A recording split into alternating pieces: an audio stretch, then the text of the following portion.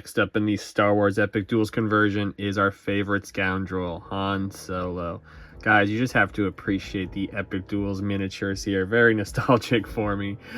So just like in the other sets, Koei has gone through and redesigned the deck here to fit with Unmatched, while still using the original miniatures and the original health totals, as well as the whether or not they are arranged there. So we can add that deck as well as the hero card for Han Solo.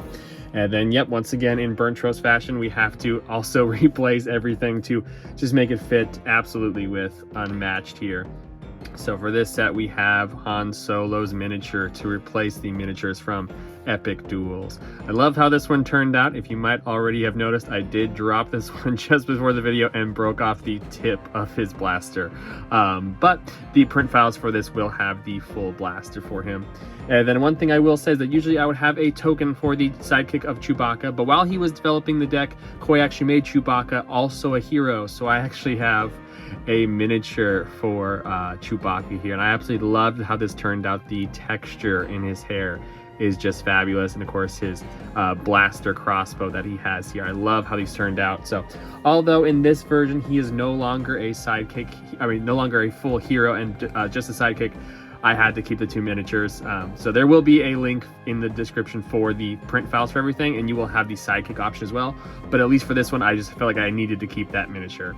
And the last thing we got to replace here is the health tracker here. And we can bring in the health dials for both Han Solo here as well as Chewbacca, and we can bring him all the way up to full health here. And just like with all of these sets for this Epic Duels conversion, all of the components are references to the original here. So if we take another look at Han Solo's health dial here, it is the same kind of brushed aluminum here with the same coloring, the same little vent ports on the side, and then our full health here is that little red dot just like that guy. And then we also have the markings for him being a ranged fighter. And then my favorite detail here is if we go all the way down to 0, we will have that blue dot for a 0, just like on the original Epic Duels board there. And then it has the star from the actual tracker inside that blue dot. And then we also have the same thing here for Chewbacca. And I absolutely love how these turned out. And then we can also take a quick look at the card back here for Chewbacca. I want to say this one out of the whole set is probably not the most accurate to the original, but I still love how it turned out there. So yeah, let's take a look at how this deck plays in Unmatched, starting with the hero card here.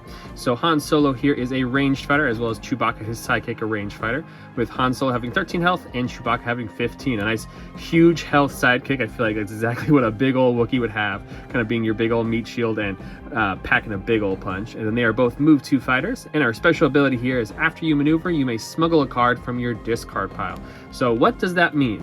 Basically, as you're playing the game, you have a few cards in your discard pile, you can move them over to your smuggled pile. And depending on how many smuggled cards you have, you will gain credits. Basically, every smuggled card is 1,000 credits. And then Koei here has made us a cheat sheet of all the abilities that you gain as you are collecting those credits.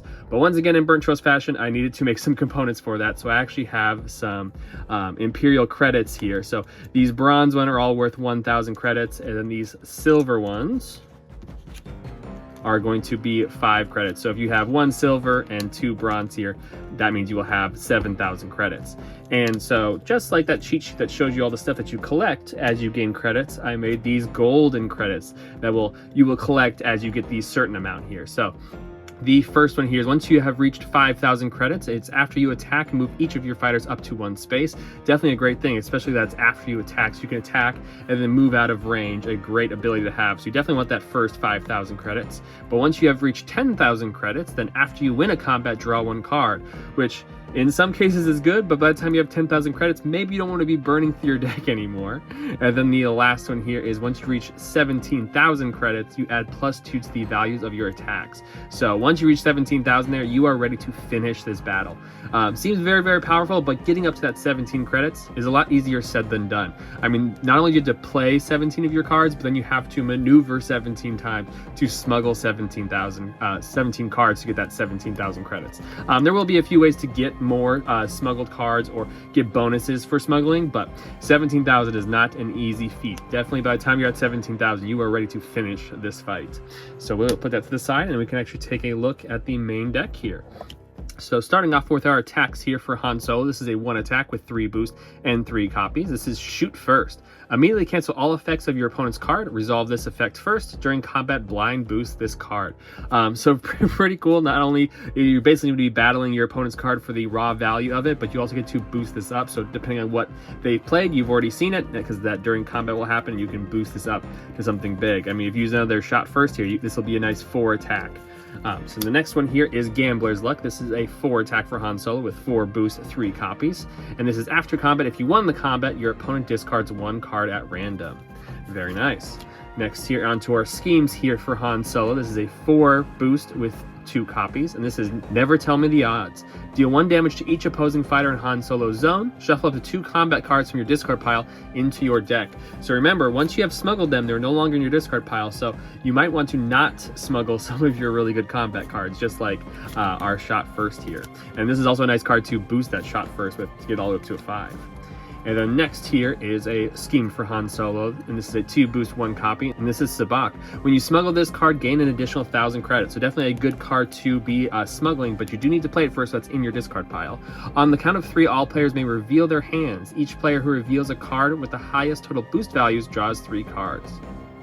And then next here, we're moving on to our Chewbacca cards. An attack of 6 here with 3 boost 1 copy. And this is Bowcaster Attack. After combat, draw 1 card. So a nice big ol' hit from Chewbacca here. He is not one to mess with.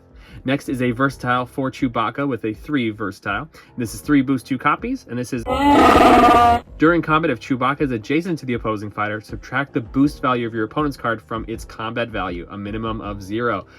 So pretty fun. I feel like that's such a unique design. I'm not sure we've seen anything like that in Unmatched, but I really like how that card plays out. And then next here is a scheme for Chewbacca, and this is Wookiee Healing, 3 boost 1 copy, and Chewbacca recovers 3 health, move Chewbacca up to 5 spaces. I mean, does he even need this healing? This dude has 15 health. This sidekick is massive. Next here is another scheme for Chewbacca with 4 boost 1 copy, and this is Wookiee Instincts. Search your deck and or discard pile for a Chewbacca card, place it in your hand, shuffle your deck if you searched it this way. So definitely a good way to get that big ol' 6 power there, the Bowcaster Attack. Definitely a good way to get that out of your discard pile if you've already played it. So Chewbacca is definitely scary here.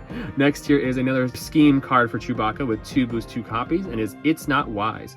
Deal 2 damage to a fighter adjacent to Chewbacca, then move that fighter up to 3 spaces. So he is picking you up and he is throwing you down. Next here is a 5 attack for any with 2 boost 2 copies, and this is Heroic Retreat. After combat, move each of your fighters up to 5 spaces. Just a nice clean and simple big attack and run away, a name that definitely fits this card. Next is a 2 attack for any with 2 boost 2 copies, a good blaster at your side. When you smuggle this card, gain 1 action. So definitely love the interactions here you have with smuggling. During combat, if both your fighters are in opposing fighter zone, ignore the value of your opponent's card. So only a 2 attack here, but it's nice to kind of incentivize you to keep Han Solo and Chewbacca together for that guy. And then next here is a 2 defense for any with 2 boost 2 copies, and this is Cover Fire. When you smuggle this card, move one of your fighters up to 2 spaces. Once again, a cool effect for actually smuggling the card. During combat, if both your fighters are in the opposing fighter zone, ignore the value of your opponent's card. So the same thing we had there with a good blaster by your side, but the defense version. Next here is a 3 defense for any with 2 boost 2 copies, and this is Fastest Ship in the Galaxy. When you smuggle this card, gain an additional 1,000 credits. After combat, you may smuggle this card. So that is a great card for smuggling.